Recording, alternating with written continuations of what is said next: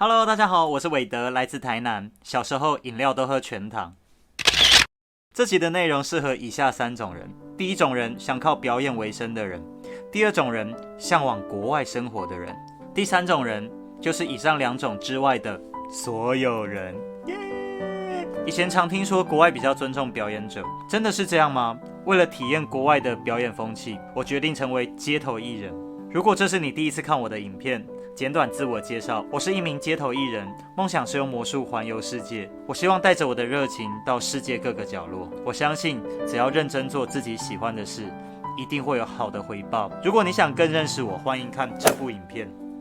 其实对于国外的世界我一无所知，所以我决定在2019年11月孤身一人前往澳洲墨尔本当街头艺人，展开我流浪全球街头的生活。究竟在澳洲1年来我的收入多少？有种族歧视吗？有没有砸场搞破坏的人呢？有没有收保护费的潜规则？接下来一一为大家解答。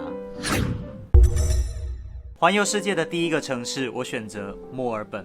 墨尔本位于澳洲东南端，是澳洲第2大城，仅次于雪梨，也是维多利亚州的首都。墨尔本被联合国评选为最适合人类居住的10大城市。这份名单的亚洲城市里，台北排名第33，香港排名第49，上海排名第70。另外，墨尔本是世界上最重要的体育城市之一。除了在1956年举办过奥运以外，墨尔本每1年固定举办大型国际赛事，像是4大网球公开赛之一的澳洲网球公开赛，还有 F1 1级方程式赛车世界巡回赛第1站，每年11月举办的4大赛马节之一的春季赛马节也是在墨尔本。而且墨尔本也是澳式橄榄球的发源地。但墨尔本最吸引人的是，每个角落都充满着艺术气息，就连 7-Eleven 也不例外。我记得我在墨尔本第3天就让我大吃一惊。我去便利商店买东西，我在便利商店里看到买饮料的黑人对着我唱饶舌，还一边跳舞，而且非常有音乐性，超帅。我们马上看看现场状况。Guess how much money I had? Jack. I don't care. Hey Jack, just when you have a sip, bro. When you have a sip, don't count. I don't want to. This is Jay Swish. I'm good over it. And this Hey. shut up. Jay Swish, bro. Can you dance? Can you dance or rap? Yeah, we rap. Definitely, we rap. Jay Swish. We rap. Jay Swish. Rap some. Rap some. Yeah. Hit the links. Yeah. I'm going straight to the top. Yo, but you give me the mouth. For Ow. the jiggers that fly. Can't really fuck with the ups. Woo! God damn! Masterpiece! Fucking with me, I'm gonna go that's a treason. I don't want like money and pounds of music. I want to fucking police it. Hey. Oh! I gave her an off-white. She kicked down. She's sucking on. Hey. All of the gang is faceless. Got my cards out, throw aces. I'm a shooter. Show me what's up. I'm a doer. Got a beamer. But the ice on wrist look cleaner. It is. I got my neck on freeze. I'm running the money. I'm running the beans. Scamming the pot. I'm shooting the beans. Jay Swish, I'm in your bitch. Yeah. Hit the licks. Oh! Yeah. 7 bricks. Yeah. What? I'm going straight to the top. Yo, bitch, don't give me them up. For the niggas that fly. Can't really fuck with the ups. No. Woo! No, then. Woo! Woo!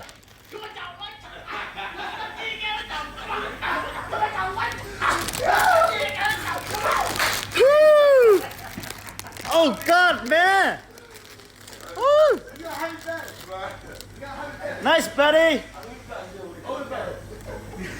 See ya. Yeah, look back. Love you. 在台湾的便利商店，我从没遇过对我唱饶舌的黑人。我遇过蛋堡、金曲歌王，在台南火车站，他也没有对我唱饶舌。当时他跟我借钱买车票，他答应我下辈子一定会还我，然后就走了。扯太远，抱歉。究竟为什么墨尔本这么特别呢？为什么墨尔本这么有艺术气息呢？在那里待了一阵子以后，我慢慢发现原因。墨尔本的街头表演非常盛行，我看到了来自世界各地的街头表演者，包括日本、韩国、中国、台湾、香港、英国、纽西兰、加拿大，还有好多其他国家的表演者。墨尔本政府在街头艺人的规范上，我觉得很不错。在墨尔本，街头艺人的许可证依照使用期限来分为3个月和1年的期限。3个月的价格是25块澳币。换算台币是大约500块3个月，1年期限的价格是30块澳币，换算台币大约600多块。因为我拿的打工签证是1年的，所以我一开始很纳闷，价钱差不多，怎么可能有人选3个月的呢？后来才知道，期限3个月是设计给观光签证的旅客。这样一来，可以更有效地吸引来自世界各地的表演者。另外，如果要申请街头艺人许可证，非常容易。第一步，上网填写表格；第二步，预约说明会。说明会办在墨尔本的市政中心，每2个礼拜就会有一次，时间大约是40分钟到1个小时。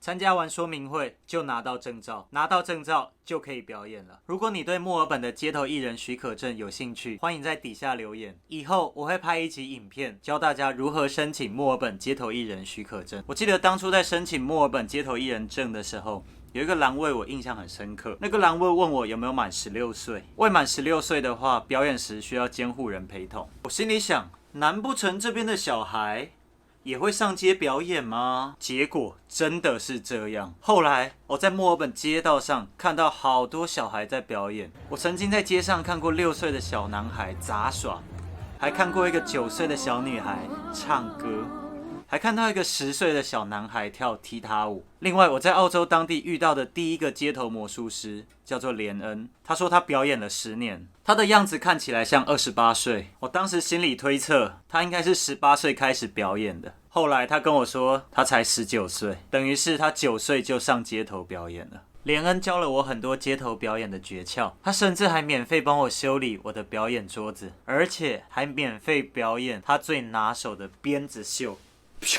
超可怕的哦！你们敢试吗？给你们看一下。我的手上现在拿着一根大约10公分长的树枝，连恩要用鞭子打断我手中的树枝。Don't move, don't move. Okay. You'll be okay. Be brave, you'll be fine.